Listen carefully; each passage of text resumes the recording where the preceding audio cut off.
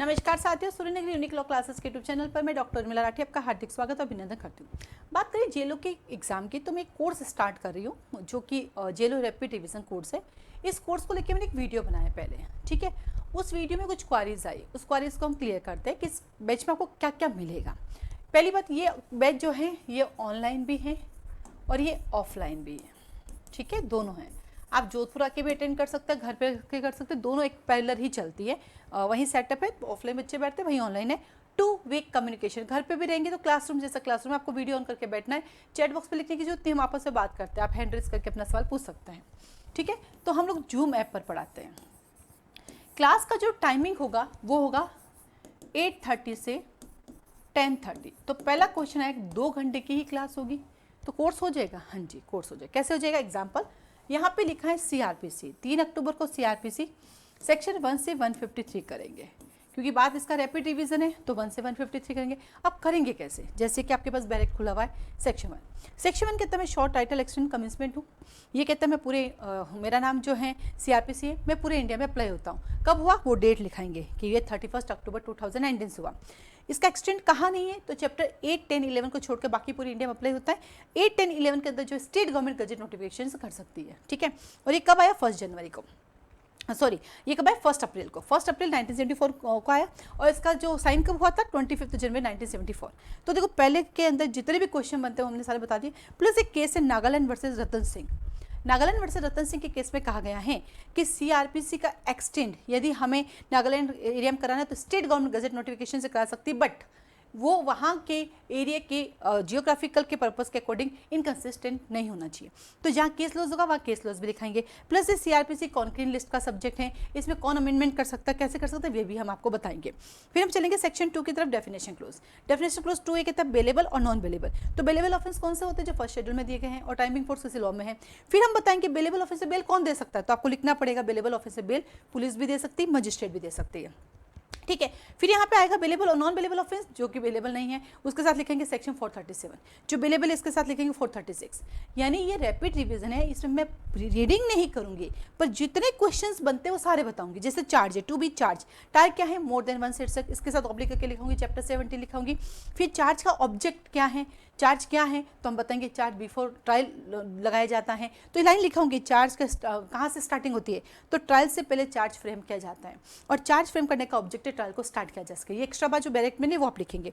फिर 2C में कॉग्निजल offence क्या है, तो इसके कॉग्निजल ऑफेंस वो ऑफेंस होते हैं जिसमें पुलिस बिना वारंट के अरेस्ट कर सकती है। क्या होती है? जिसे पुलिस बिना वारंट के अरेस्ट कर सकती है। इसके साथ ऑब्लिक करके लिखेंगे सेक्शन 41। सेक्शन 41 सीआरपीसी कहता है, तो उससे जितने क्वेश्चंस बनते हैं वो हम कंप्लीट कराएंगे। कॉग्निजल ऑफेंस कहाँ दिया हुआ है तो 6 शेड्यूल बताएंगे, शेड्यूल 1 बताएंगे, शेड्यूल 1 के अंदर 6 कॉलम है वो बताएंगे। यानी ये रैपिड रिवीजन है, इसमें रीडिंग नहीं करेंगे लेकिन कि सारी चीज़ें हम आपको बताते हुए चलेंगे। ऐसा नहीं मैं निशान लगाऊंगी ये पढ़ना ये पढ़ना ये नहीं पढ़ना, नहीं नहीं नहीं, उसके बारे में बताते जाएंगे। वहाँ से जो जो क्वेश्चंस बनेंगे वो बताते जाएंगे। जैसे हम आगे बढ़ते जाएंगे, इन्वेस्टिगेशन का ऑब्जेक्ट क्या है, कलेक्शन ऑफ एविडेंस, ये लीजिए लिख लीजिए, कौन करता है, सब पुलिस कर सकती है, ऑथराइज मुझे, ये मतलब जो क्वेश्चंस बनते हैं वो आपको सारे के सारे करवाए जाएंगे। क्यों? कई बच्चों का क्वेश्चन था कैसे कोर्स पूरा होगा। सेकंड आता है क्या केस लॉज लिखाए जाएंगे, बिल्कुल जहाँ केस लॉज बनते हैं वहाँ पे हम केस लॉज भी लिखाएंगे। जैसे कि एग्जाम्पल सेक्शन नंबर 9 है, 9 का सबसेक्शन नंबर 6 है, सेक्शन 9 सेशन कोड, सबसेक्शन 6 का सीटिंग कहाँ होगी, सीटिंग इसकी कोर्ट ऑफ सेशन में। इसमें केस आता है कि क्या जेल में भी सीटिंग हो सकती है, तो केस का नाम है हमारे पास, तो हम लिखेंगे कहर Singh versus union of India में कहा कि कोर्ट में भी हो सकती है, जैसे कि तिहाड़ जेल में हुई। इसमें एक और केस है हमारे पास याकूब मेनन का, रात में भी हियरिंग हो सकती है। तो जो वेरी इंपॉर्टेंट केस है जो एग्जाम में आने के समय है वो केस लॉज भी हम आपको लिखाएंगे, चाहे सीआरपीसी हो, चाहे सीपीसी हो, चाहे कॉन्स्टिट्यूशन हो, चाहे लिमिटेशन हो, चाहे एविडेंस हो, चाहे इंटरप्रिटेशन हो, चाहे ड्राफ्टिंग प्लीडिंग हो। साथ ही साथ ये जो चलेगा कोर्स वो पूरा चलेगा जेलो एग्जाम ओरिएंटेड। आप ये सोचते कि मैं चली जाऊं, मैं सीआरपीसी अच्छे से रट लूंगी, मेरे तो जुडिशियम काम आ जाएगी, तो बेटा इसका नाम ही जेलो रैपिड रिवीजन, ये जेलो पॉइंट ऑफ व्यू से कंप्लीट पढ़ाया जाएगा, ठीक है। अब 2 घंटे की आपकी क्लास हो गई 1 से लगा के 153 तक। अब आपको पूरे दिन में क्या करना है, अब आपको पूरे दिन के अंदर जो है इसको 1 से लगा के 153 की आप खुद से रीडिंग करनी है। मैंने आपको पूरा का पूरा करा दिया शॉर्ट नोट में, अब आपको करना, तो आज के दिन आपको सिर्फ यही सब्जेक्ट पढ़ना है। जब हो जाएगा तो आपके पास इवनिंग में एक पेपर आएगा, 1 से लगा के 153 का एक पेपर आएगा, जिसके अंदर 100 क्वेश्चन होंगे। पहले हम लोग 3 दिन बाद एक पेपर देने वाले थे कि जब पूरा CRPC हो जाएगा तो 100 क्वेश्चन का एक पेपर देंगे, लेकिन अब हम क्या करेंगे, तीनों ही दिन 100 क्वेश्चन। पहला पेपर होगा इससे रिलेटेड होगा, दूसरा पेपर दूसरे दिन का जो टारगेट होगा उससे रिलेटेड होगा, और तीसरा तो CRPC में तो 100 क्वेश्चन बनते हैं तो 100 क्वेश्चन होंगे, लेकिन लिमिटेशन में तो 2 पार्ट में 100 क्वेश्चन बनेंगे नहीं, तो उसके जितने मैक्सिमम क्वेश्चन बनते हैं उस अकॉर्डिंग मिलेंगे। जैसे CRPC में बन जाएंगे, एविडेंस में बन जाएंगे, लेकिन एविडेंस का बीच वाला पार्ट है 56 से 100, आलतू फालतू सवाल तो मैं 200 ही बना दूँ, लेकिन काम के हैं तो हो सकता है 56 से 100 वाला एविडेंस का है, वहाँ 70 क्वेश्चन बने, हो सकता है 75 क्वेश्चन बने, है ना, नहीं तो मैं पूरे का 100 दे रही थी। तो डे बाई डे जैसे जैसे पेपर होता जाएगा वैसे वैसे उनको क्वेश्चंस भी आपको मिलते जाएंगे। तो केस लॉज भी लिखाएंगे, पढ़ाऊंगी, सिर्फ निशान नहीं लगाऊंगी, उनके अंदर जो जो सवाल बनते हैं वो सवाल बताते हुए आपका रिवीजन कराऊंगी।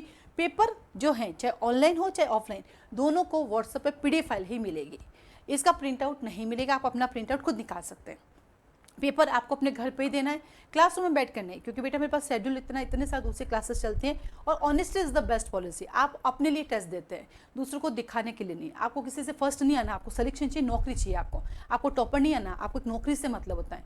तो इसलिए हम कोई कंपेरिजन नहीं करते, हम कोई लिस्ट जारी नहीं करते कौन फर्स्ट सेकंड थर्ड आए, नहीं, हम एक टारगेट देते हैं कि बेटा ये 100 क्वेश्चन है, आपका इस पेपर में 90 नंबर आना चाहिए, जिसके 90 आ गए वो पास, खत्म, ऐसा करते हैं हम। कभी फर्स्ट सेकंड थर्ड फोर्थ ये काउंट नहीं करते हम, क्योंकि एक माँ के लिए नहीं, एक मैम के लिए, मैम इज अ माँ, इसके सारे बच्चे इक्वल है, कोई फर्स्ट नहीं, कोई सेकंड नहीं, कोई थर्ड नहीं। मैं तो चाहूँगी जितने बच्चे मुझसे जुड़े सबका सिलेक्शन हो, इसलिए नो रैंकिंग, यहाँ पे कंपटीशन है, रैंक नहीं है। स्कूल में रैंक चाहिए थी, कॉलेज में रैंक चाहिए, ये कंपटीशन है, यहाँ पोस्ट चाहिए, सीट चाहिए हमें, ठीक है। तो रैंकिंग नहीं, पर खुद से करना, क्योंकि मेरे पास शेड्यूल पूरा बैक टू बैक में क्लासेस होती है, तो मैं आपके साथ बैठ के टेस्ट पेपर नहीं कराऊंगी।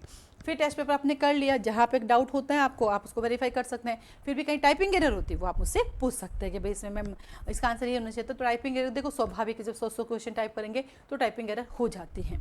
इस कोर्स को ज्वाइन करने के लिए क्या करना पड़ेगा, आपको एक फॉर्म मिलेगा, वो भरना पड़ेगा, फीस जमा करानी पड़ेगी। इसकी फीस है 3000 रुपीज़, 3000 रुपये है।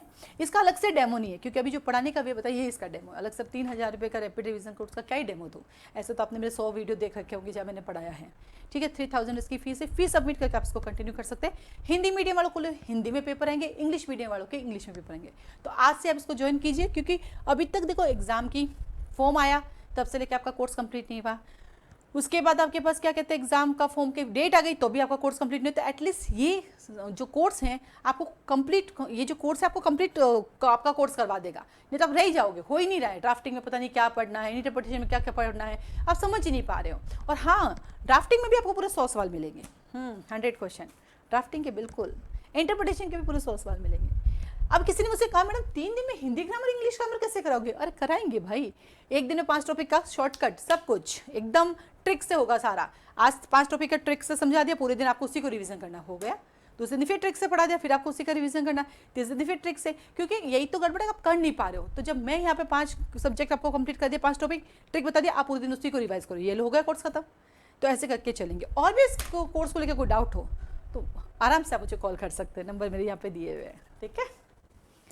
चलिए 9950574460। देखो इस कोर्स को ज्वाइन करने का जो फ़ायदा वो ये है कंटिन्यूटी, सबसे बड़ी बात है कंटिन्यू पढ़ना आपको खुद को ही, मैं तो क्या ही पढ़ूँ, खुद को ही पढ़ना है, कंटिन्यूटी आपकी हो जाएगी, इस बार आपका कोर्स हो जाएगा।